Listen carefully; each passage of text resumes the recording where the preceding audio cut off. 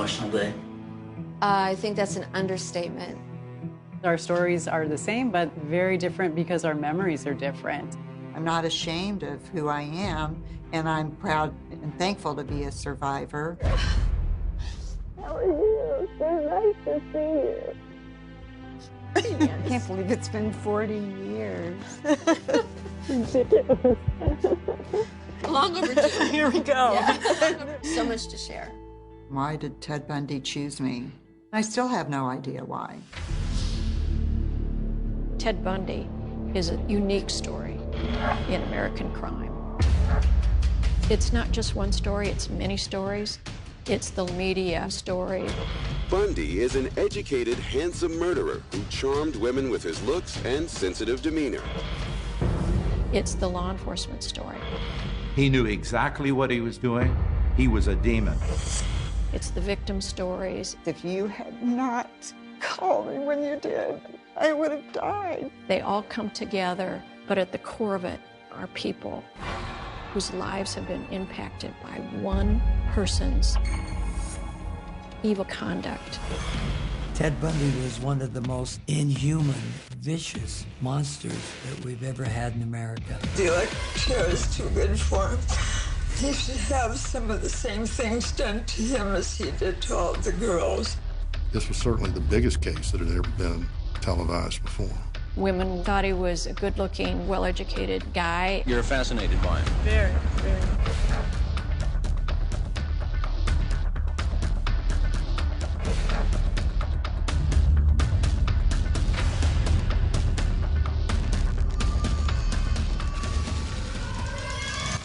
Ted Bundy represented himself through his trials. He didn't know enough about the law. He just knew enough to get himself in trouble. He had escaped from prison twice. He was conning them, but he's not the great, sly killer that people thought he was. He was just a world ahead from a law enforcement perspective. He did things that a smart person wouldn't do, but handsome, Republican law student, he was not the kind of person that would provoke suspicion. I'm not guilty. Does that include the time I stole a comic book when I was 5 years old? He got away with these murders, not because he was so smart, but because monsters are supposed to look like monsters. I'm not afraid of him. He just doesn't look like the type to kill somebody. They definitely didn't look like Ted Bundy.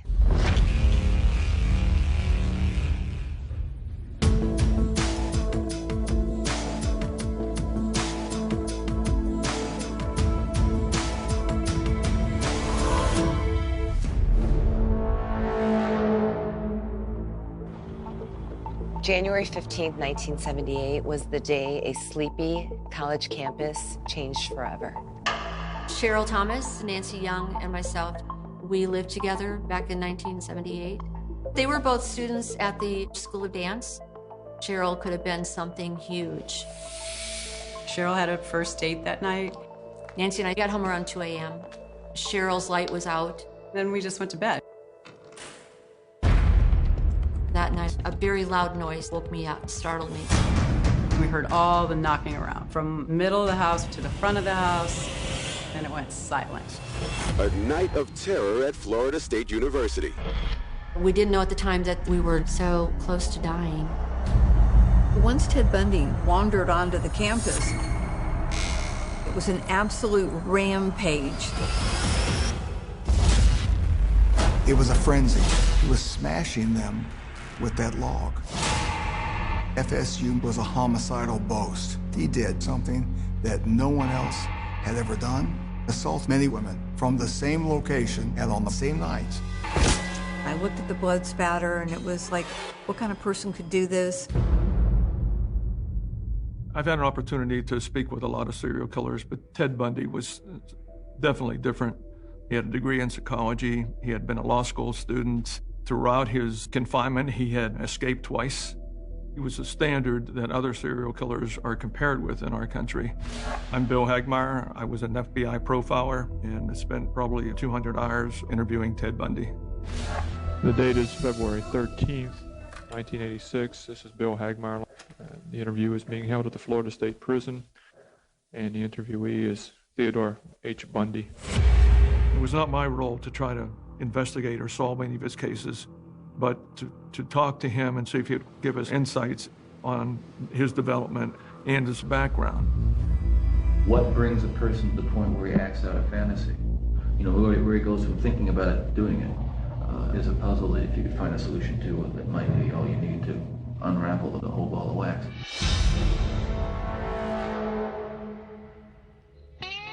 Ted Bundy was born at an unwed mother's home in Vermont in 1946. After Ted Bundy was born, they went back home to her parents and her sisters. My name is Kevin Sullivan. I'm a journalist, and I've covered Ted Bundy from his birth to his execution. For the most part, little Teddy, as they would call him, he seemed normal. However, it has been reported that one of the aunts woke up one morning and Ted had taken kitchen knives and placed them pointing at her on the bed. That's the first sign we have that something might be wrong with the child. As Ted Bundy grew into a teenager, he enjoyed a very violent fantasy world that depicted women being mistreated. My name is Michelle Wood, and I am an active homicide detective. I have extensively researched Ted Bundy. He would later act out his fantasies in real life. Early in his life, Ted's major literary interest was in detective magazines, full of stories of violent crime and how to get away with it. He takes in a lot of sexual relieving through the fictional stories. We have a lonely kid, and when a person's lonely, they have to find something to balance out and give them satisfaction in their life. And Dr. Al Carlisle, psychologist, and I evaluated Ted Bundy. Ted Bundy starts building up a dark side, so when he's lonely, angry, depressed, he can shift into it. It was never that desire to murder that he lacked. Let's say you're a guy who's just got these fantasies about, you know, going out and abducting women. What brings a person to the point where they say, I'm just ready, I don't know why, I'm just ready to go out and kill somebody? He was bubbling over with aggression, but he was not yet a predator. At University of Washington, at the age of 21, Ted Bundy met his first girlfriend. Diane was wealthy, smart, everything he wasn't. Ted Bundy came from a lower middle class family, so he felt insecure the entire time about his relationship. And eventually, Diane did decide to break off the relationship. He was devastated by the breakup. Diane's rejection was a huge blow to Ted Bundy's ego. Despite mediocre test scores, Ted Bundy graduates and enrolls in law school. He desperately wants to belong to the educated, privileged world from which he feels excluded. In his mind, it would have been a real prize had he been able to marry Diane. Diane's rejection triggers Bundy's violent rage toward women. He would later target the types of women he believes he can never possess on his own merits. Diane was bright and beautiful. She had long brown hair, and she was the spitting image of almost every one of Ted Bundy's victims.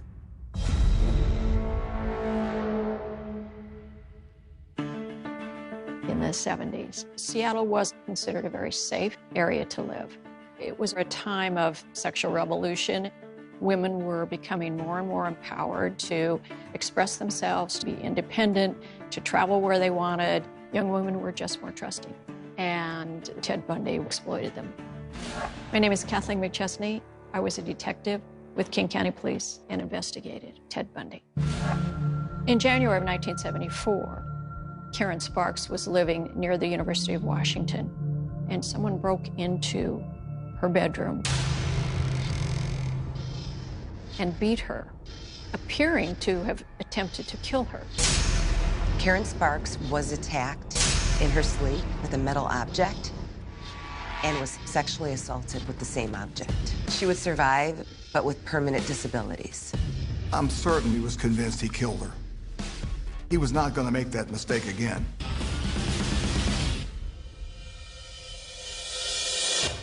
During law school, he was a volunteer on a hotline for sex crimes. So he had an opportunity to talk to victims, in which probably he applied a lot of that knowledge to his own victims. When I talked to Ted Bundy, he said he wanted them to relax so that he could enjoy them before he would kill them. While some cite Bundy's interest in law as proof of his superior intellect, others believe it was all part of a con to appear smart and successful, which would later help him deceive both his victims and investigators. Ted Bundy had an average IQ. He had a hard time getting into law school, and once he did, he never finished. He was trying to be something that he wasn't. He seemed to be a talented, articulate, normal guy. He had what people call the mask of sanity. There were two Bundys, the outside Ted and the inside Ted. And although we cannot be certain when the one ascended over the other, we do know that he was going to live his life of murder.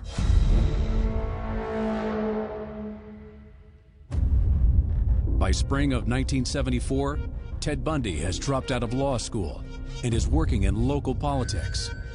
Meanwhile, young women begin to disappear across the Pacific Northwest. Linda Ann Healy lived about a mile from Karen Sparks, and she was clearly abducted. Donna Gail Manson was a student at Evergreen State College and disappeared from Olympia, Washington. The fourth victim was University of Central Washington student Susan Rancor. 22-year-old Kathy Parks disappeared on May 6th from Corvallis, Oregon. Brenda Ball was the sixth victim. Georgianne Hawkins in June was the next case to occur in Seattle. What made it so difficult was that we had a lot of abductions and no bodies. Ted Bundy prepared himself very well to get away with all these murders. He got a degree in psychology because he was interested in human behavior. He went to law school to understand what methods were used to identify and capture suspects. Is Ted Bundy tailoring his education to get away with his murderous rampage? He was just a world ahead from a law enforcement perspective. Or does living behind the mask of an articulate and educated student help him maintain a low profile? When you were looking at somebody that was considered so normal, handsome, law student, he was not the kind of person that would provoke suspicion. The only people that ever got to see the real Ted happened to be his victims. With them, the mask came off. Coming up, Bundy survivors share their harrowing stories. This very loud noise woke me up. There was something not right. Policemen are surrounding the house, jumping out of their cars with their guns out, pounding on her door, and she's not answering.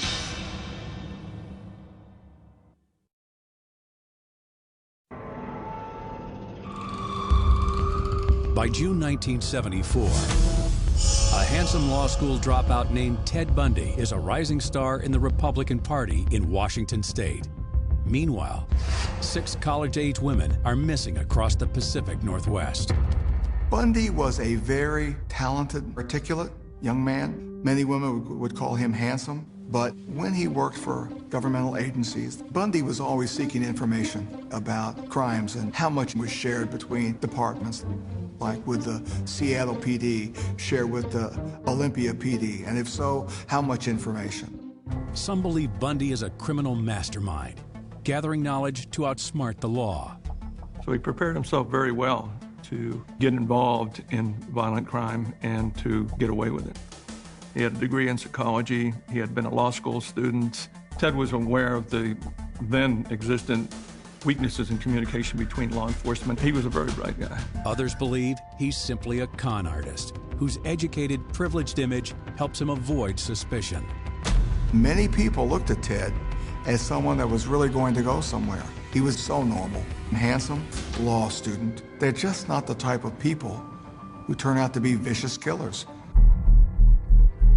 He evaded law enforcement, not because he was so smart, but because people think monsters are supposed to look like monsters. Ted Bundy didn't look like the monster that he was until Lake Sammamish.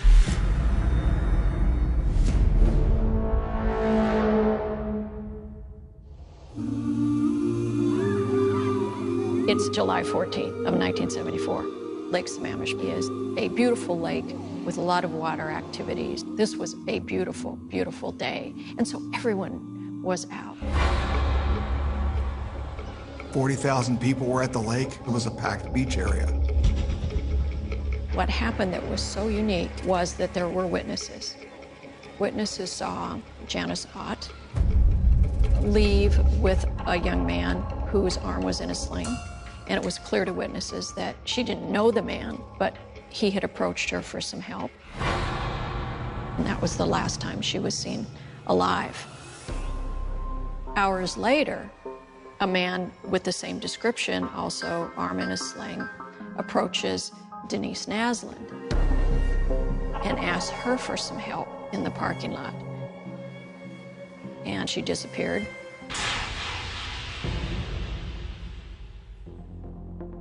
There was a certain type of profile that he liked when considering who he was going to attack.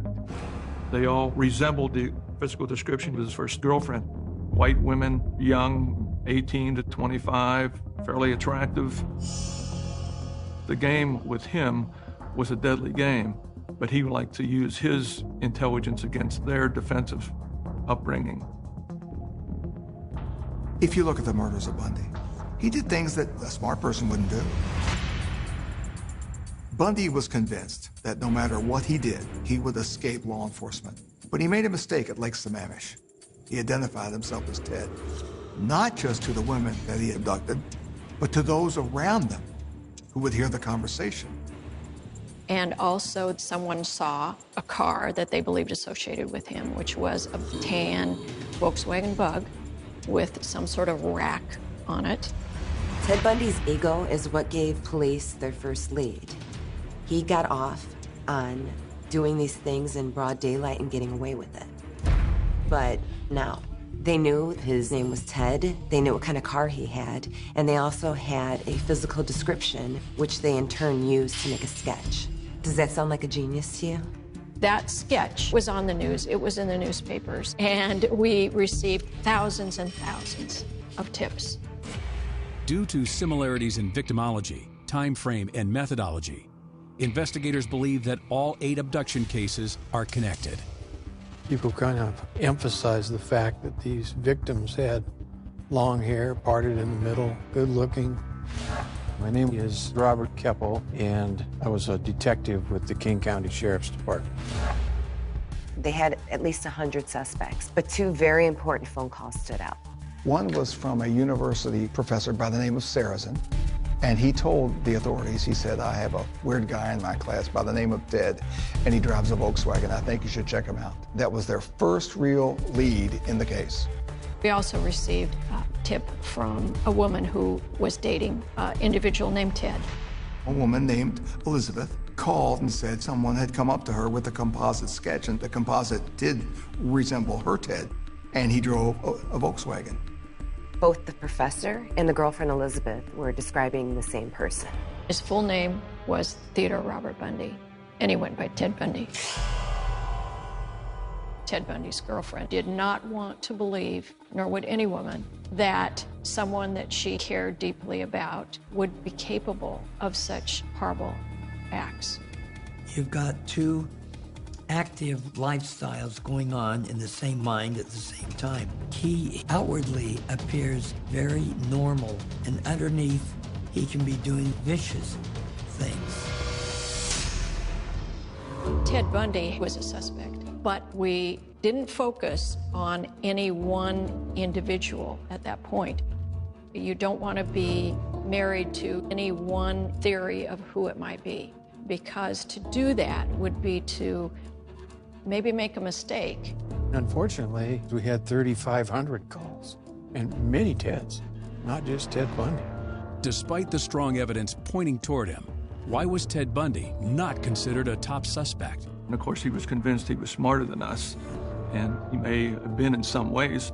So many things could have pointed them in the direction of Bundy. But when you were looking at somebody that was considered so normal, they're just not the type of people who turn out to be vicious killers. After Lake Sammamish, 8 women had vanished into thin air. But there was hope that they still might be alive. because no bodies had been recovered. But in September 1974, there was a sinister turning point in the case. They found human skulls.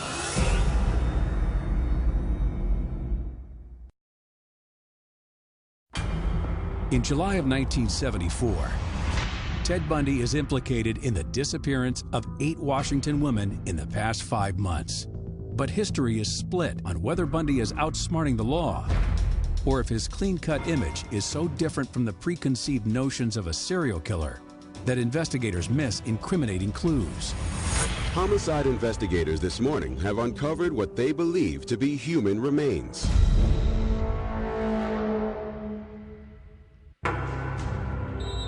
Janice Ott and Denise Naslin disappeared on July 14th from Lake Sammamish State Park. 2 months later, their bodies were discovered at what has become known as the Issaquah dump site.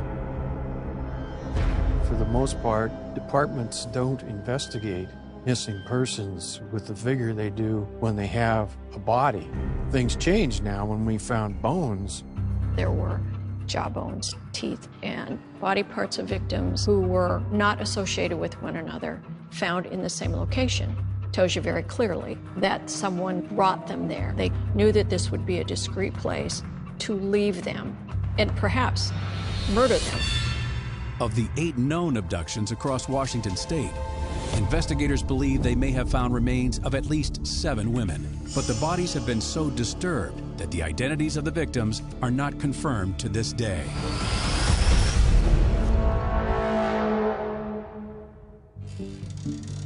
Ted Bundy's modus operandi, or MO, was to sometimes choose the dump sites where he would leave a body maybe days or weeks before he would even choose the victim. Might leave a body someplace, but the clothing could be 200 miles away. It was quite a jigsaw that was very difficult to put together. Is Bundy disturbing the crime scenes in an effort to keep law enforcement at bay? To Ted, a big part of all of the killing was not the joy of killing the person. It was a possession of the person after they're dead. Fantasy is a big part of all of this. The fantasy comes to an end generally when the victim dies. But Ted would carry on the fantasy after the death of the victim.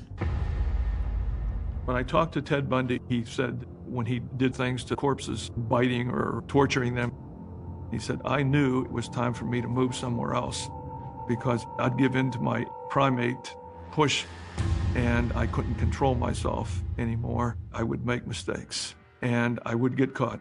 I'm going to talk in the third person. And the fresher the find, the more likely he'll be back. I don't think he's going back to see skeletal remains, although I wouldn't say for certain no, he wouldn't be. Ted Bundy admitted to doing a lot of gruesome things, keeping the victims' remains, going back to the crime scene to put makeup on his victims after their death, and engaged in necrophilia, which is sexual activity post-mortem. If you think about everything that he did, it was all about power and control. Ted Bundy leaves Seattle shortly after the Lake Sammamish abductions. Communication between law enforcement at the time was not spectacular, and he knew that he would go hundreds of miles one way and hundreds of miles another. He was quite a transient person. It's not long after the bodies are discovered in Washington that reports of missing women in Utah begin to surface. Melissa Smith was the daughter of the chief of police of Midvale, Utah, and Melissa disappeared on October 18th, 1974. 2 weeks after Melissa Smith disappeared, Laura Aim went missing, leaving a cafe. These are women that disappeared while Bundy was trolling, and they ended up in his vehicle, probably willingly.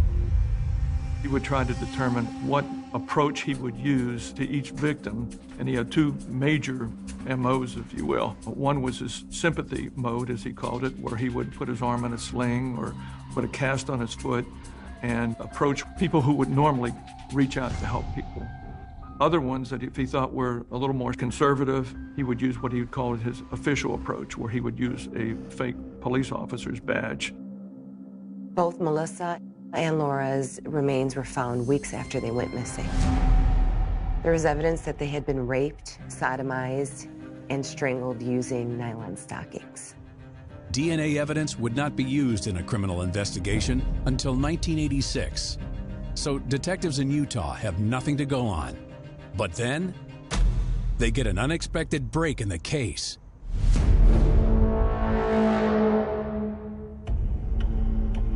On November 8, 1974, in Murray, Utah, Bundy approached a woman by the name of Carol DeRonch and identified himself as a police officer, Officer Roseland. He's driving this ratty little Volkswagen. She thought that was odd, but she gets in the car. He goes down the street, stops his car, and attacks her. She's flailing. She's fighting for her life. He had a crowbar in his hand and handcuffs. He put the first handcuff on her, but he accidentally put the second part of the cuff on the same hand, and she was able to get away. He's trying to chase her. There's an older couple driving down the street. Hysterical, Carol gets in the car with this older couple. Bundy takes off. They take her to the Murray PD, and so she gives a good description of him, his hairstyle and weight, and said he was well-dressed, well-manicured. Now, Bundy, he would get into an altered state, and he was not going to go home that night without a kill. After Carol DeRonch got away, Ted Bundy drove to a local school that was having a play, and there were lots of people around. He talked to a bunch of women, and he was able to lure 17-year-old Debbie Kent to the parking lot. That was the last time she was seen.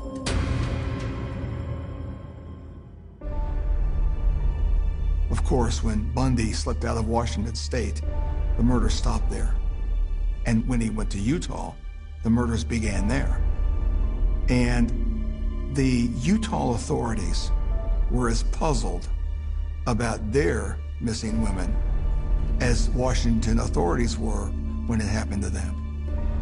In addition to Melissa Smith, Laura Aim, and Debbie Kent, 8 women disappear across Utah, Colorado, and Idaho. By June 1975, 19 women are believed to have been murdered across 5 western states. Utah law enforcement thinks they have 2, maybe 3 cases, and they believe they're totally unrelated to the remains discovered in Washington. Meanwhile, the investigators in Washington didn't have anything to go on. But in Utah, a crazy stroke of luck was about to break open the case.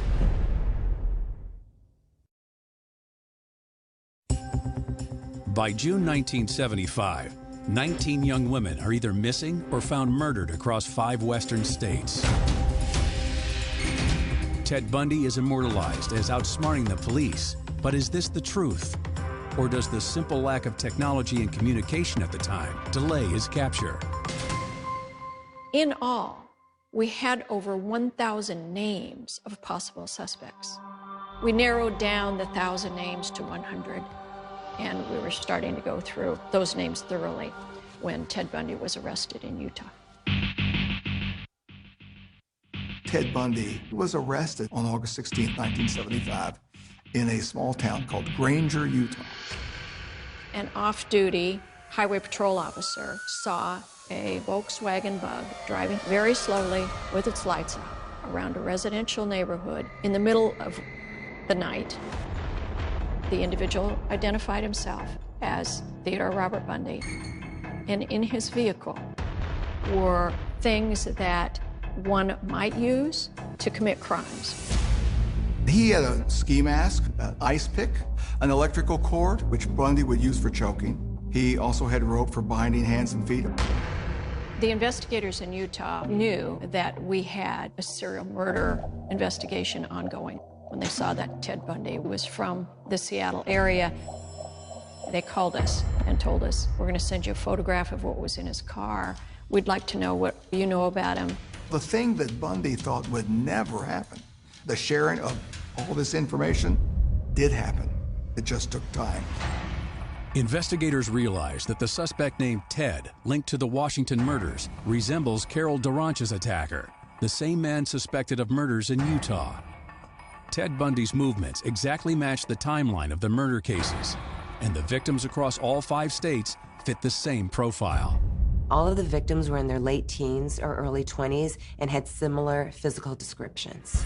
The bodies that were recovered were all naked, and most showed signs of blunt force trauma, sexual assault, and mutilation.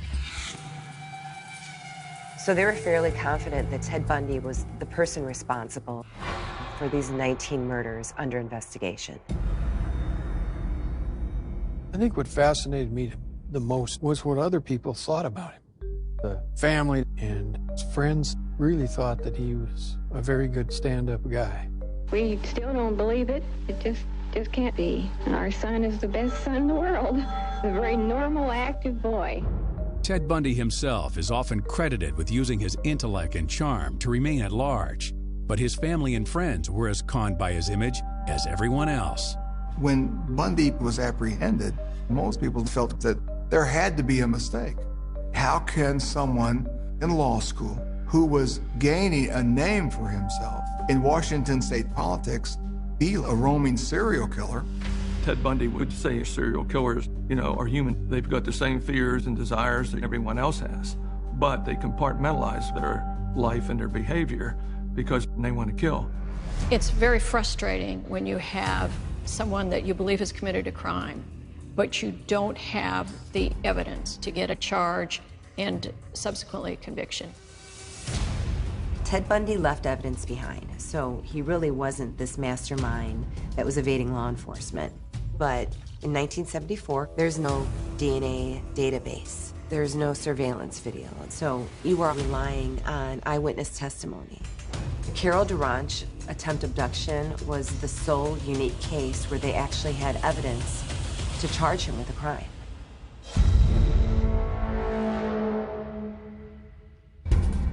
Ted Bundy stands trial for the kidnapping and assault of Carol Duranch in February 1976 and is found guilty on both counts. The judge sentenced him to serve up to 15 years in Utah State Prison. That was the sentence for someone suspected of killing 19 women.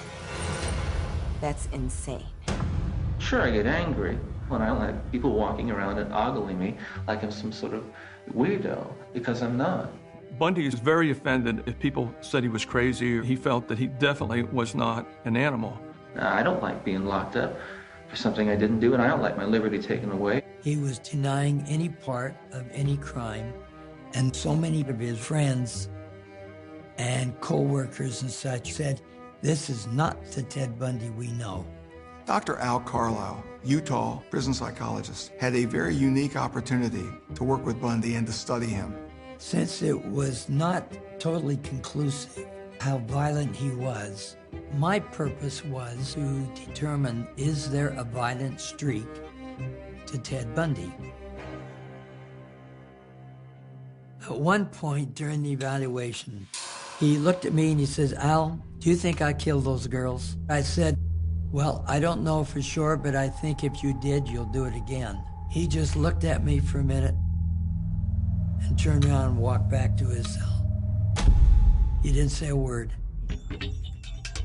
While Ted Bundy is serving time in a Utah prison, investigators from 4 states are working together to charge him with murder. It still was a circumstantial case, and the investigators were hoping for a confession. But a confession was something they were never going to get. I'm not guilty. Does that include the time I stole a comic book when I was 5 years old? I am not guilty of the charges which have been filed against me. Looking at the timeline of his life, we've seen the progression from a normal kid to quite angry. I concluded that he is violent enough to have done that type of a crime.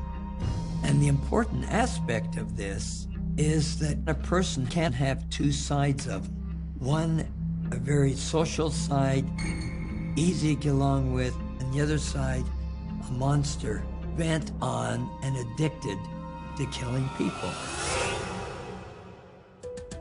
The Carol Duranch kidnapping trial happened in June of 1976. It took investigators 4 months to gather enough information and evidence to charge him in another case. Based on a gas receipt, a strand of victim's hair from his car, and an eyewitness, authorities charged Ted Bundy with the murder of Karen Campbell, a missing Colorado woman whose nude body was found outside a ski resort in February 1975.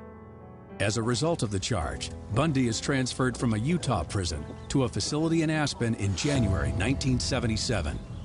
Prior to his being exposed as a killer of women, and even after, Bundy did everything that he could to ingratiate himself with those he came in contact with.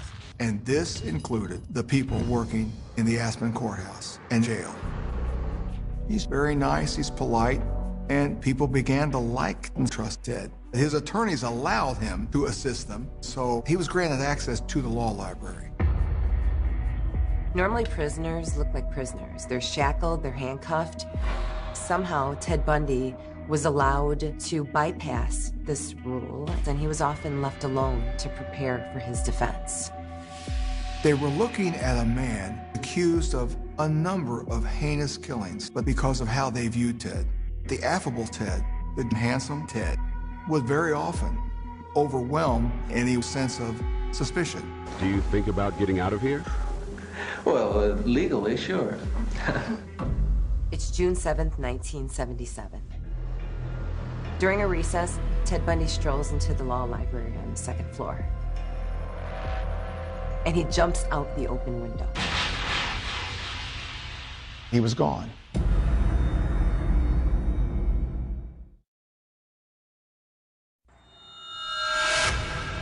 June 7th, 1977.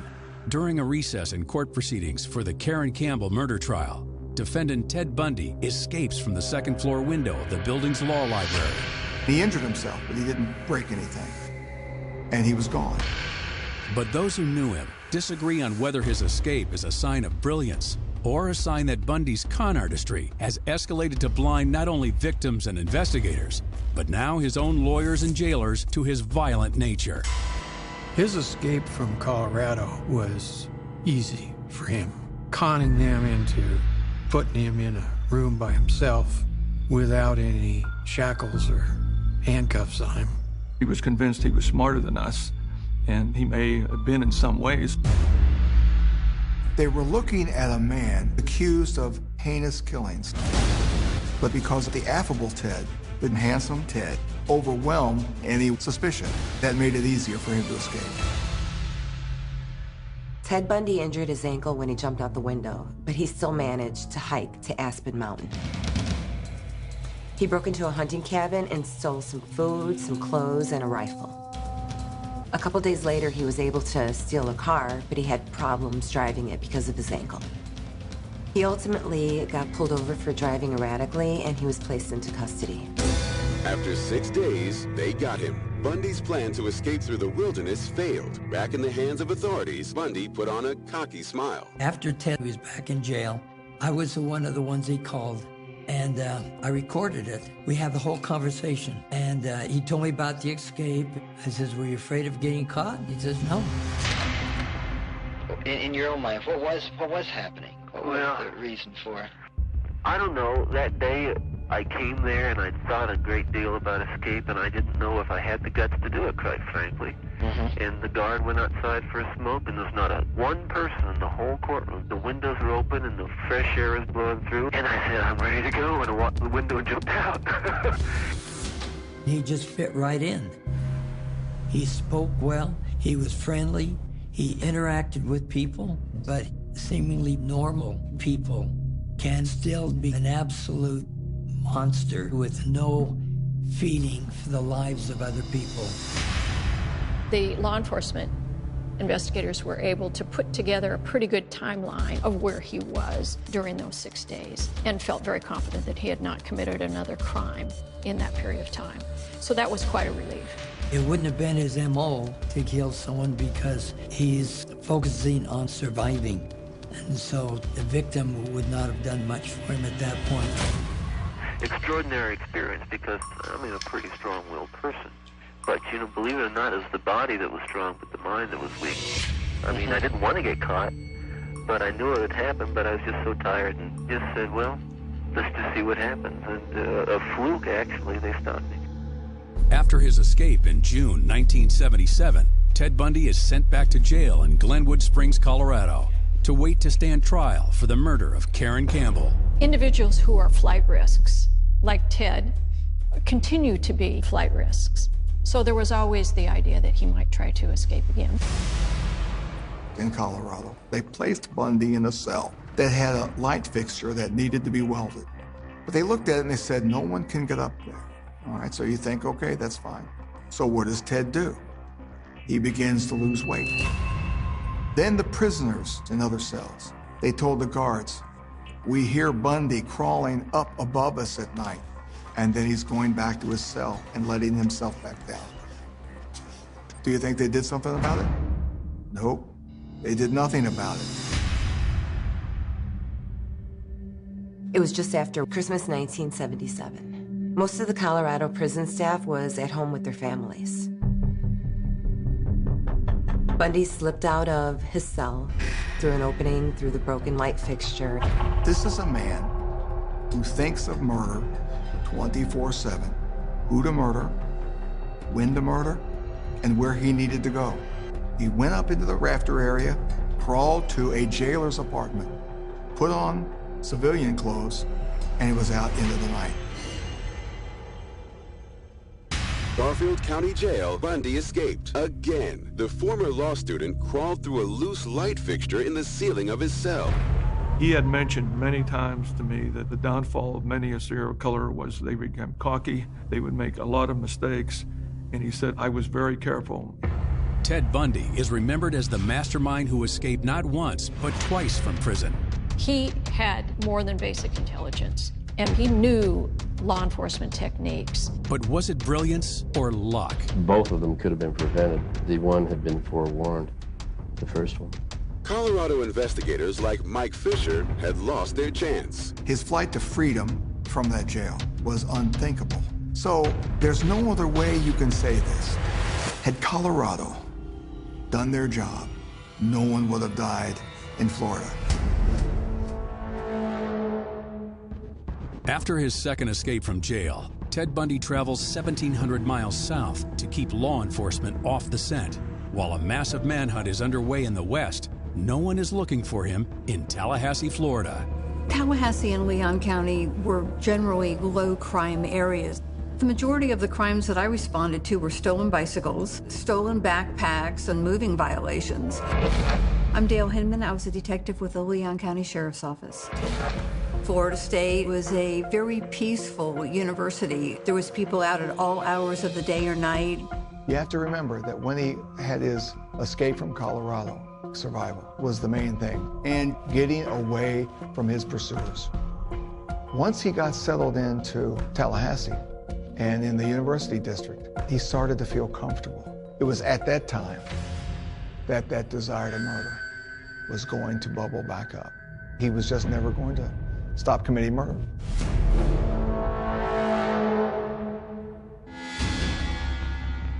January 15, 1978 was the day a sleepy college campus changed forever. The entire street on the southern border of the Florida State University campus was one sorority house after another. And there was a bar that was next to Chi Omega called Sherrod's, and it was a student hangout. So a man showed up at Sherrod's, and he didn't fit in. He'd asked somebody to dance, and she danced one dance and then left. And things just were not going well for him. Investigators later suspected that Ted Bundy followed some women out of Sherrod's bar, but lost sight of them. Chi Omega was a sorority house where the girls were generally two to a room. There was a lot of trees in the yard, and there was a kind of an area with a lot of chopped wood that was all in a pile behind the house. He had entered through a door that was unlocked. So he went in and then went from room to room to room. And it was a frenzy. It wasn't a well-planned attack. He had taken a log from that yard. He was smashing them with that log. It was very rapid. It was an absolute rampage through the house. as if he was looking for somebody or not knowing what he was looking for. I think the crime would have looked very differently if Nita Neary hadn't come home and let the door close hard behind her. That's the moment he left. She was in a darker portion of the house, and she sees a man coming down the steps. And he had like a navy pea coat on, and she could see that he was carrying something. He had a club in his hand that was wrapped with cloth, and of course, she found that to be horrifying and suspicious.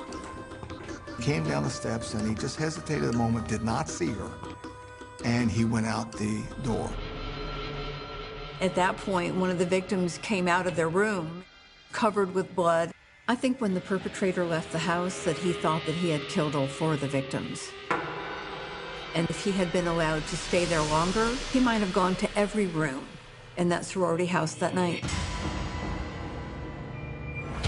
Coming up, Ted Bundy is granted an outrageous request. He was actually allowed to cross-examine witnesses. As a 20-year-old little girl, I was scared.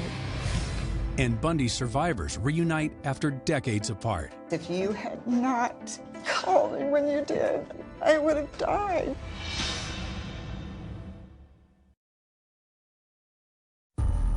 Two weeks after his second escape from prison, Ted Bundy brutally assaults 4 Florida State University sorority students while they were sleeping. Tragically, he leaves 2 dead and another 2 unconscious. It was January the 15th, 1978, when I got a call. There's been what we think multiple murders at the sorority house. I'm Ken Casares. I was the sheriff of Leon County, Florida. I was on the scene and directed the Ted Bundy murder investigation.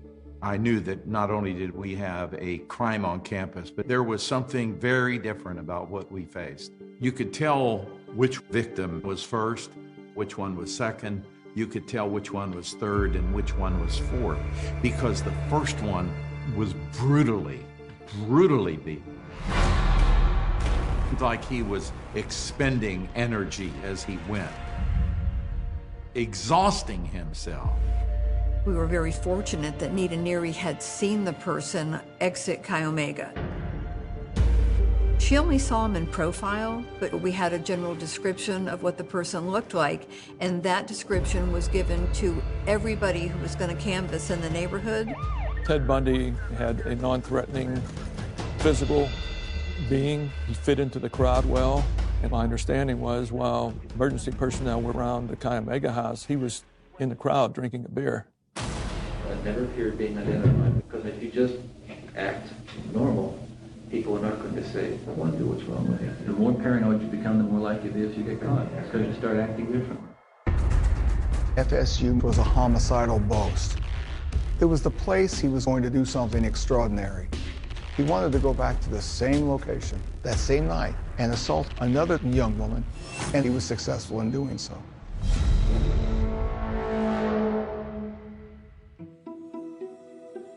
Cheryl Thomas lived in a little duplex about 5 blocks to the west of Chi Omega, right on the edge of campus.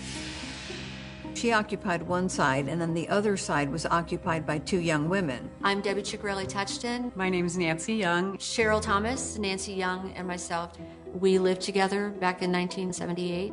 They were both students at the School of Dance. And let me tell you, you talk about beautiful dancers. Cheryl could have been something huge. Cheryl had a first date that night, and we were all at the same bar. It was the night of the 14th, went to Big Daddy's, our usual disco dancing night. Cheryl left before we did, approximately around midnight. Nancy and I got home around 2 a.m. When we got home, Cheryl's light was out. We figured she was home from her date early, and she had gone to sleep. Then we just went to bed. I normally am a very heavy sleeper. For some reason that night I was not. And just this very loud noise woke me up, startled me. She woke me up, and she's like, Nancy, what was that noise? Debbie had just moved in with me like 2 months before that, so she was sleeping on the floor. Maybe that's why she heard noises before I did. I Listen, and we heard some knocking around. I said, I don't know, like, hate to admit it, but almost annoyed. Like, go back to sleep. We had no clue what was going on at Cayo, a few blocks away, but I just had this sick feeling that there was something not right. She said, I'm gonna call my boyfriend. He said, leave her alone, she's probably with some guy. And I said, no, she's not, that's not Cheryl. Cheryl and I had made a pact that no matter what you're doing, no matter what time of day it is, who you're with, if the phone rings, answer it, because maybe it's me needing help. So I said, if you're that worried, call her. She'll answer the phone. I called her, and we could hear the phone because the wall was so thin, and I could hear her whimpering, and she wasn't answering the telephone. And then we heard all the knocking around.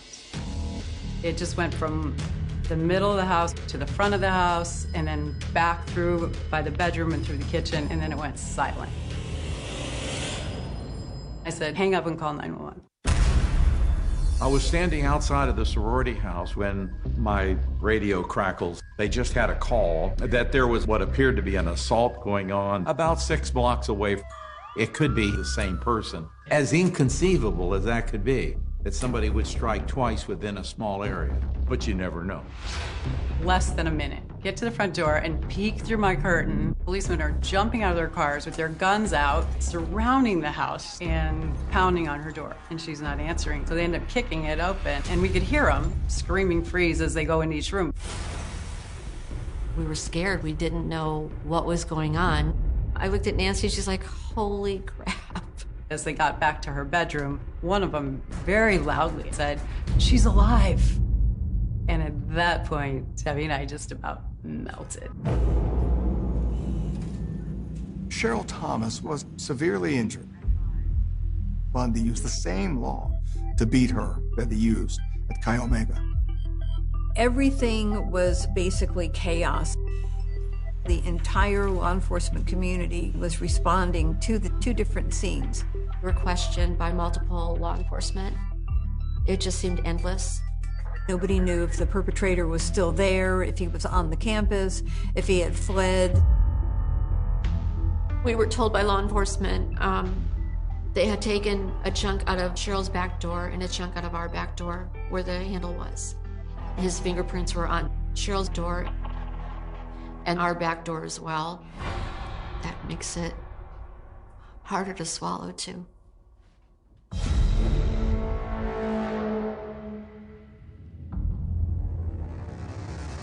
Of the 5 women assaulted that night, the 3 living victims are taken to the local ICU.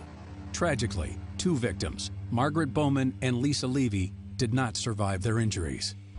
It really never hit me hard until I went to the morgue and saw the 2 young ladies that were deceased. I was just flashing back to my 2 daughters, and it just sent shivers up my spine, and I said, this person will pay for this. I personally examined the bodies. I wanted to see if there was anything I could pick up. I saw he bit one of the victims, and I focused on it. I realized it wasn't just a bite, it was a double clamp, 2 really good bite impressions, almost like the signature. My supervisor called me and said to go to the hospital, that I should bring a pad of paper and not leave their sides. He felt like it would be more comfortable for young women to look at another young woman in case they were able to wake up and remember anything. They were so incredibly injured, and there was so much facial damage. It was miraculous that he didn't hit them all one more time and end it for them. We get reports on Cheryl every day, but the hospital wasn't letting us go because she was in ICU. Probably maybe 5 days in, one of the policemen came and said, we would like you to come to the hospital and see Cheryl. She's asking, why am I here? What happened to me? She knows there are other girls involved. The doctor just doesn't think she's improving like she should. He suspects that she thinks the next news coming is that it was you. The doctor really thinks she needs to see you. And so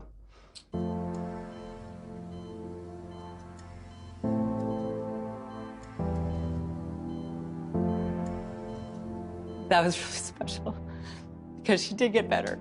So. Why did Ted Bundy choose me? I still have no idea why. I can't remember it happening to me. I'm Cheryl Thomas, and I'm a survivor.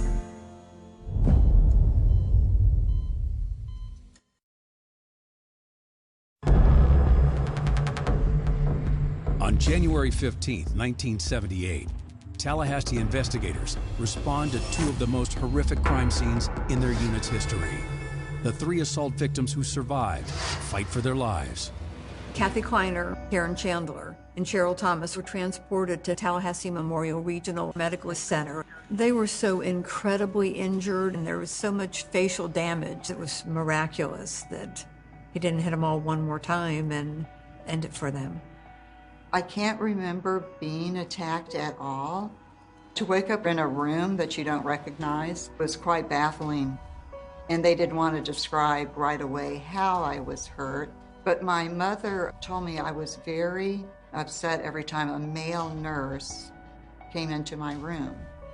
The police asked me, "Do you know of anyone that would want to do this to you?" I couldn't imagine anything that I had done to deserve that attack. It was shocking to see her injuries and all the bruising that comes from those injuries and stuff. I mean, she was hardly recognizable. That was a horror film in itself, to see your roommate laying in a bed with purple and pink all over her face from being beaten, her jaw wired shut. She had dark brown wavy hair down to the middle of her back, and it was all full of blood. So it literally stood out like this, just all full of blood.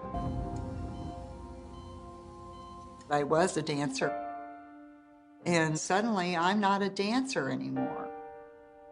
I wondered, am I going to let this rule the rest of my life?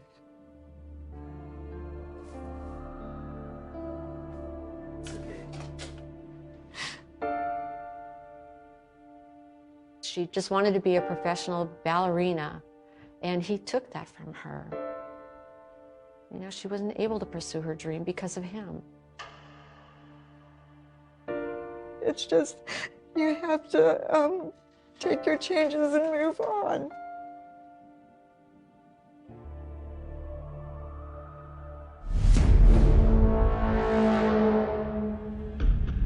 When something as horrible, heinous, as the Chi Omega murders happen, law enforcement sends a teletype around the country. In those days, that was the method of communication.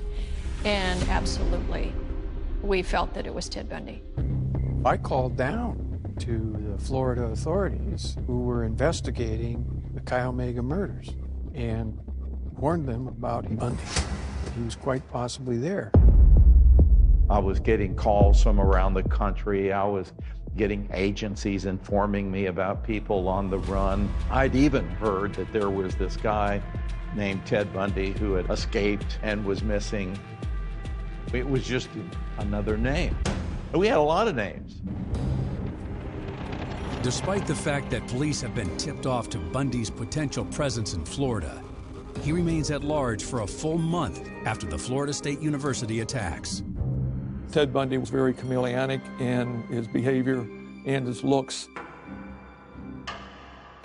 He would often grow facial hair and shave his beard in a different way, sometimes dye his hair, and then help when he was a fugitive. I don't necessarily know that he was a chameleon. What he did is he grew a beard here and there. He changed his hair a little bit. He was just a world ahead of law enforcement. He was definitely not a master of disguise. But in the 70s, bad guys looked like bad guys. They definitely didn't look like Ted Bundy.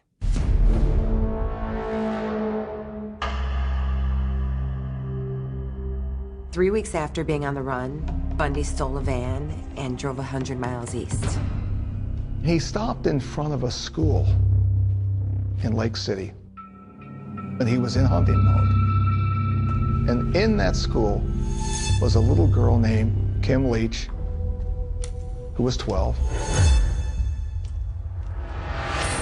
Bundy grabbed her, and a man who witnessed it just simply thought it was an angry parent taking his child from the school. That was his last murder.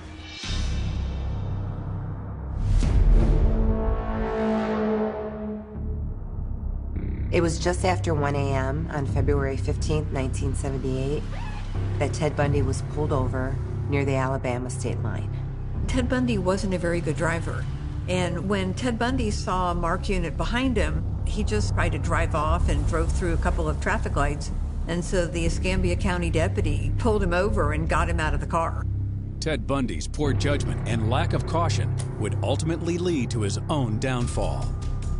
Bundy ran from the officer, and he ran after him, tackled him, and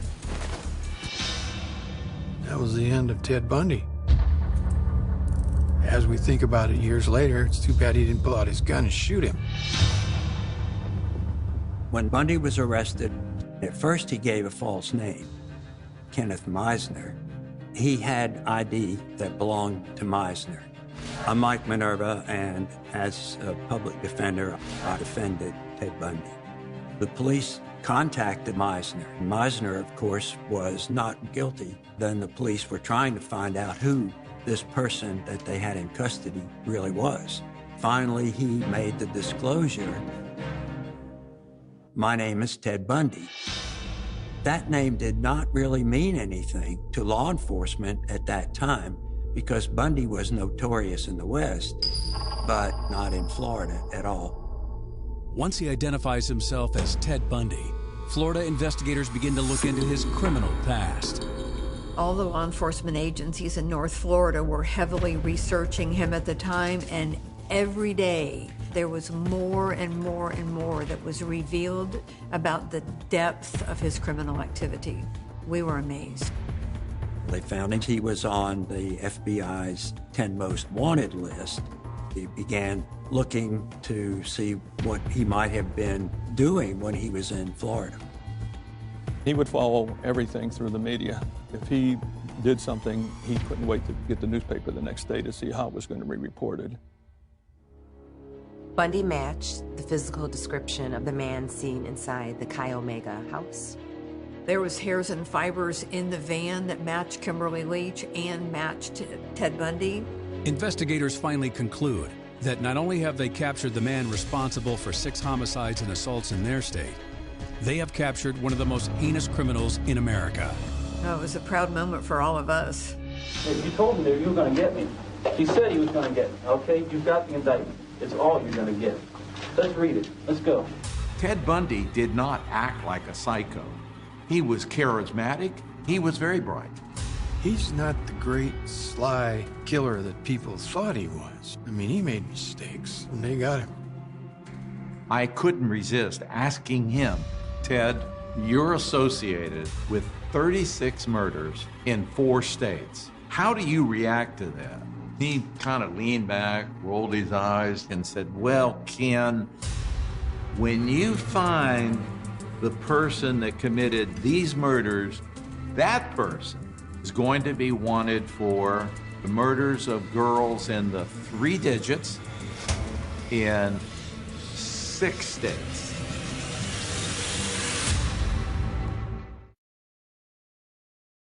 On February 15, 1978, the most wanted criminal in the country, Ted Bundy, is brought into custody in Florida. Is it ingenuity or simply the unassuming con he adopts that helped Bundy evade the law for so long? Ted Bundy did not act like a psycho. He wasn't weird. He was charismatic, he was charming, he was funny, but he was a killing machine. After Ted Bundy was arrested here in Florida, I received a call from authorities out in Colorado wanting to extradite him back to Colorado. I told them possession was 9/10 of the law, and he was staying right here until we were finished with him. My name is Larry Simpson. I prosecuted Ted Bundy for the Cheryl Thomas assault and Chi Omega sorority murders. The judge decided that the Cheryl Thomas assault and the Chi Omega murders would be tried at the same time. The judge felt that the crimes were likely done by the same perpetrator because of the proximity, the time, and the same weapon was used. The Kimberly Leach trial was scheduled separately to happen afterwards. In Bundy's case, we knew we didn't have anything like an affirmative defense, such as alibi. So the best possible outcome was a signed plea agreement. Because of the circumstantial nature of the cases, we reached an understanding with Bundy's lawyers that he would plead guilty to all of the cases. He would receive life sentences, minimum 75 years without parole. He would never get out of prison, but he wouldn't be executed. Unfortunately, we got to court the morning Bundy was supposed to plead guilty, and he started criticizing everybody involved in the case, and we pulled the deal. After I ran into Mike Minerva, I told him, Mr. Bundy just passed up the deal of a lifetime. Refusing to accept a plea agreement is the first of many foolish decisions Bundy makes to his own detriment. Decisions that would later be misconstrued as signs of his intellect. He botched the plea deal because of his ego. He insisted on going to trial. Had he taken that plea deal, he still might be alive today. Bundy, all through the case, wanted to be a participant. Of course, Bundy had been to law school, so he wanted to show how skillful he could be in the courtroom, outwit the judge, outwit the prosecutor, and show off his smarts. Finally, the judge said, all right, you want to have more say-so in this? I'll make you co-counsel. Even though Ted Bundy never even finished law school, the judge allows him to basically represent himself. Ted Bundy thought he was a lot smarter than he really was. It was bizarre, as characteristic of the whole Bundy episode, and it became a nightmare trying to defend him. Throughout several months of pretrial hearings, Bundy prepares for his own defense from the Leon County Jail. But this time, authorities are taking no chances. I had him in custody in my detention center. And in my mind, he had escaped twice before. So he was not going to escape from the Leon County Jail. The state was like a bulldog to hold on to him and not let him go anywhere. We put him in a cell that we had lined with 1/4-inch steel that had 3 locks and 3 keys held by 3 different deputies. Where the light fixture was, we actually just simply cut openings. There was nothing for him to undo, crawl through. There was no place that he could penetrate. Actually, he sued me for jail conditions. The light source is totally inadequate to read by. The only way one can read in that cell is to hold the document outside the bar with the available light that filters from the light source outside the cell. It frustrates my ability to participate in preparation of my own defense. The only lawsuit I lost was to Ted Bundy.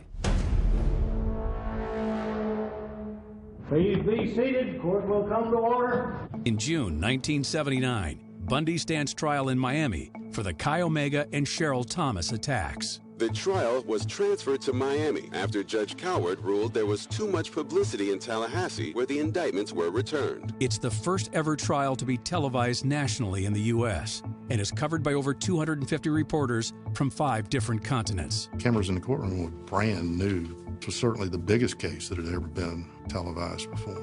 It was a little bit surreal. Each day, the courtroom is filled with spectators drawn by a fascination with Theodore Bundy himself or by the gruesome details of the crimes. I'm not afraid of him. He just doesn't look like the type to kill somebody. It's been said that he's the sexiest serial killer of all time. What's sexy about murdering women? Bundy would be considered different from other serial killers. He represented himself through his trials. He felt like he was smarter than his attorneys. He was not one that should have been assisting himself. He didn't know enough about the law. He just knew enough to get himself in trouble. Bundy was going to be his own worst enemy and was going to help the state convict him. because he was co-counsel. Bundy was actually allowed in a destructive kind of way to cross-examine witnesses. One of the things that happened was Mr. Bundy decided that he wanted to question an FSU police officer about what the crime scene looked like at the Kyle house. Did you notice blood on any areas of the room other than what you've testified to earlier? There was a large amount of blood around the top of the head and splattered on the walls. Bundy brought out every single brutal detail that was found in that room. Lawyers know better than to play up the gruesomeness of the evidence if they don't have to. Bundy did it himself. Do you know what happened to you? I've been told. I mean, from your own personal knowledge. Do you know? Can I remember? Yes. No. We all were summoned to go to Miami to appear on the stand in front of Ted Bundy. I was a 20-year-old little girl. I was scared. It was a very odd situation because he was representing himself. I was nervous because Ted Bundy would be sitting right in front of me. Women would say he was so handsome, but knowing what he did, I don't see this handsome man. He was writing, feverishly writing. He never looked up at me. When Nancy Young came back, she said the same. When I gave my testimony, I never even made eye contact with him. Like, I didn't have anything that he cared about. But Cheryl, when she was on the stand and she looked over at him, he stared her down, and he would not stop staring at her until she walked off. At the trial, the prosecution presented 3 key pieces of evidence. First, eyewitnesses that placed Ted Bundy in the vicinity of the victims on the night they were attacked. Bundy was identified as being in Sheridan's that night, a nightclub that was right next door to the Chi Omega house. The second piece of evidence was Nita Neary's eyewitness testimony. She saw the offender exit Chi Omega on the night of the attacks. Do you recall the man that you saw at the door of the Chi Omega house? Yes, I do. Would you point him out for us, please? Pinstripe suit with the red tie. No further questions, John. But the most fascinating testimony of the whole trial came from a dentist. During the attack on Lisa Levy, the perpetrator had bitten her buttocks. He wanted to make a comparison between Mr. Bundy's teeth and the bite mark itself. To my knowledge, it's never been done before, but we couldn't think of any reason why we couldn't do it. One night after dark, I went to his cell and I said, "Mr. Bundy, we're going out." I know he was scared because he'd never been taken out at night like that. When we entered the dental office, all of a sudden, he knew what we're gonna do. And Ted Bundy started screaming, "Where's my attorney? I want my attorney." I said, "Ted Bundy, sit in that chair. We have a warrant to read to you." Dr. Souveron brought with him some contraptions that are used for post-mortem removal of bite impressions to keep the mouth open. And I said, "Show him what we're gonna use if we have to." Ted Bundy looked at me. He sat down in the dental chair. He laid back, opened his mouth, and he said, "Ken, you know I'm not a violent person." I believe we served the first search warrant in history for a man's mouth. The state tried to portray bite marks virtually the same as fingerprints, and that no two are alike. The defense fought tooth and nail to keep that out. The lead expert for the state eventually came to the point of saying no other teeth than Bundy's could have made these bite marks.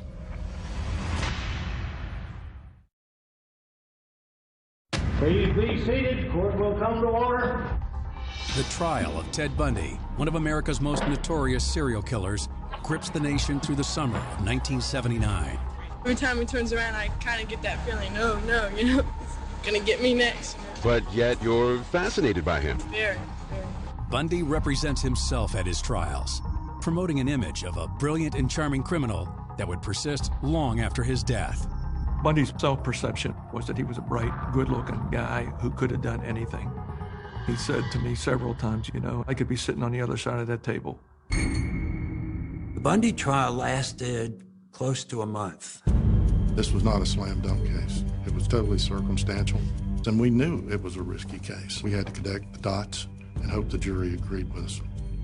We, the public defender's office, try to weaken the state's case with contradictions, impeachment of witnesses, improbabilities, logical arguments that says there cannot be a conviction because the state has not proven the case beyond a reasonable doubt.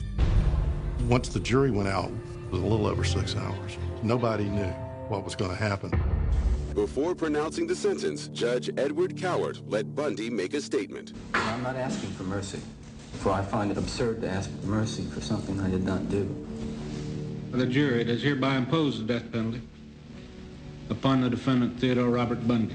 Ted Bundy was sentenced to death after a jury recommendation of 7 to 5 for death. It was a tremendous amount of relief that we had accomplished what we set out to do.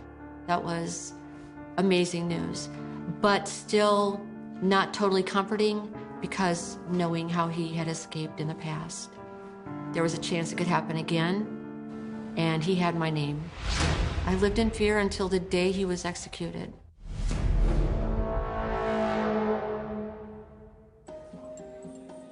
In January 1980, Bundy is tried at the old Orange County Courthouse in Orlando for the abduction and murder of Kimberly Leach. Bundy went to trial for the Kimberly Leach murder approximately a month after the Chi Omega case was over. And he was convicted and he was sentenced to death in that Kimberly Leach case as well.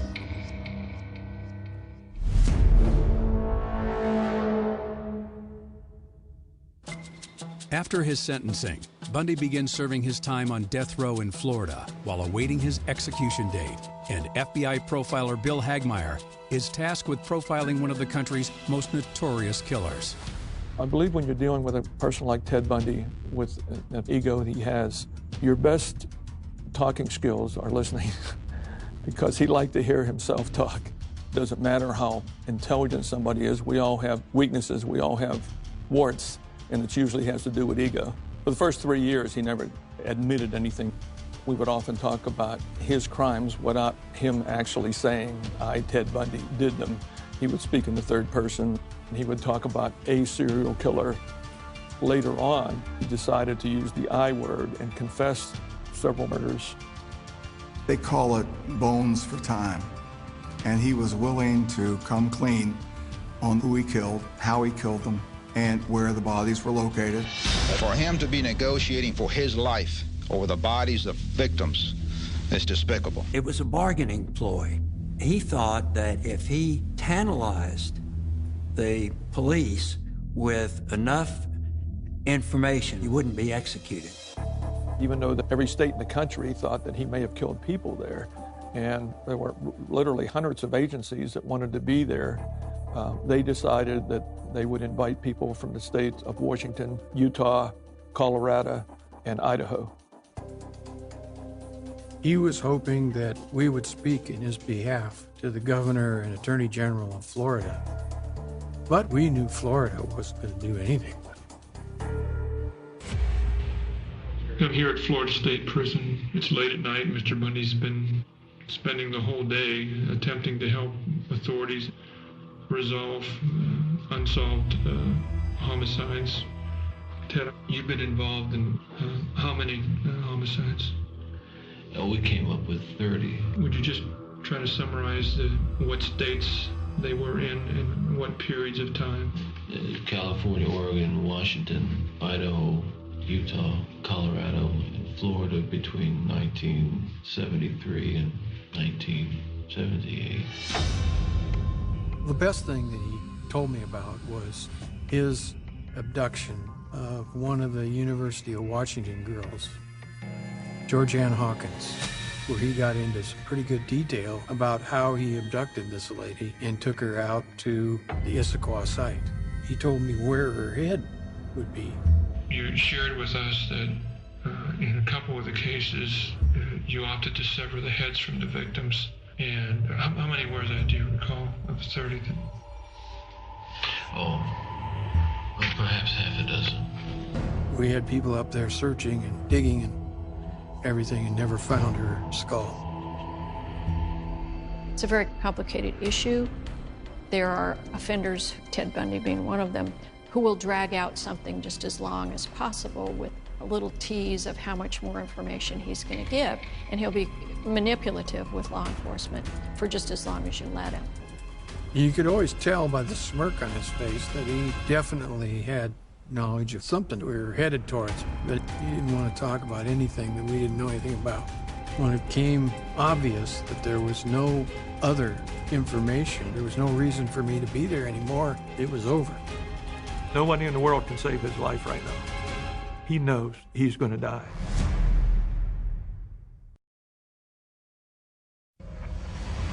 After confessing to the murders of at least 30 young women across the country between 1973 and 1978, one of America's most prolific serial killers, Ted Bundy, is scheduled to be executed by electric chair on January 24th, 1989.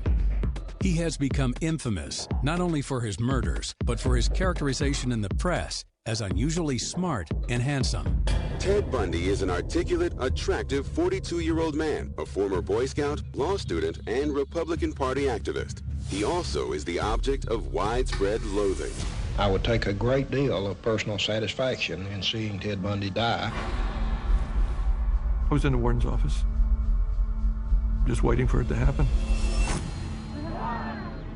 We knew he was executed when we heard everybody screaming and yelling. Buckle up, Ted! People shooting fireworks off, and it was, we're 1,000 people out there. In their perception, justice was finally served. Theodore Bundy was executed at 7:16 in the electric chair at Florida State Prison. Ted Bundy deserved the death penalty. The electric chair is too good for him. He should have some of the same things done to him as he did to all the girls. He's an animal. He shoots mad dogs.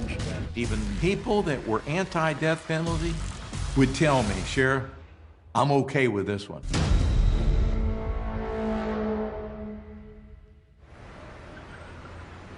One, two, three, 4, 5, Cheryl Thomas.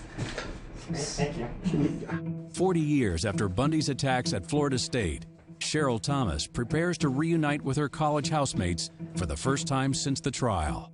I'm not ashamed of who I am, and I'm proud and thankful to be a survivor. It would give Ted Bundy power to let the attack take control. Hey, Cheryl. I feel nervous. And that's the fight in me, and not to let someone victimize you. It's not the end. Hey, Debbie. How are you? So good. How are you? You look great. I'm so happy to see you. It's been a long time. Hey, girl. How are you? So nice to see you. Oh, my God. Long overdue. Here we go. Yeah. I know. I need a Kleenex. Yeah, I know. Oh, so many stories to share. I can't believe it's been 40 years. Who would have thought that we wouldn't get together? Oh my gosh. So are these yours? Yeah, I brought these in. I never saw these pictures. That's the front of our house. duplex. Yep. Your door was right there on the right side, and mine was on the left. And That I that's remember. me in my bedroom. Look at this is all coming back, the halter tops and the short shorts. Yeah. Would we wear that now? Heck no. Where did we take that? We were in Miami after the trial? Right, we were leaving for the airport. You know what? This was the last time we were together, if that was in Miami. They look the same, huh? Yeah, we do. One can wish. And there's the dance studio. That was the dance that we were rehearsing for just prior to the attack. You got put in the part, and I was made the understudy. You'd like to think the dance department would have let me dance your part even if I wasn't. Because we were best friends. Right, and they knew that. But I did get to dance your part. That was cool. So that was really great.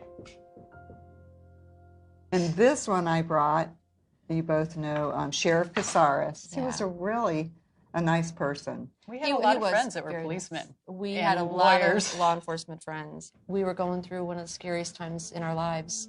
We knew that we had people that we could turn to Did you know the law force? And they gave you the credit for saving my life. Because if you had not called me when you did, I would have died. So we just did what you do. We're a friend. And I just wanted to say thank you. I'm so glad that you are my neighbors and friends. We're friends. We're family. Right. Lifetime. Thanks. Especially after you go through something that we've gone through. That's true. It's true. We're true survivors. Yeah, that's Yes. true. We are.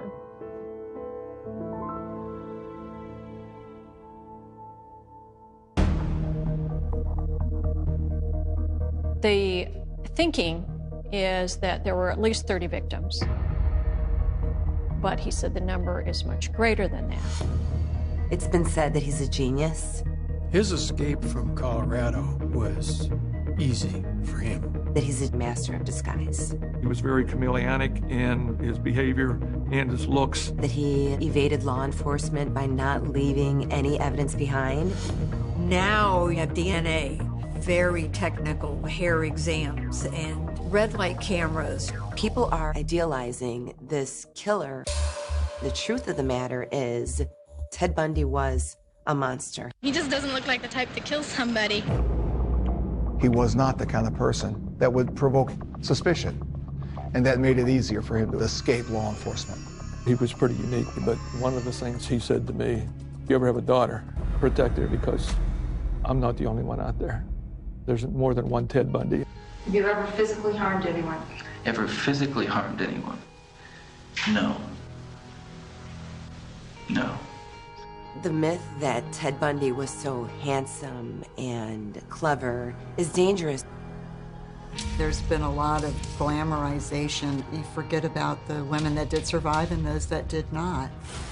And I never wanted to glamorize Ted Bundy.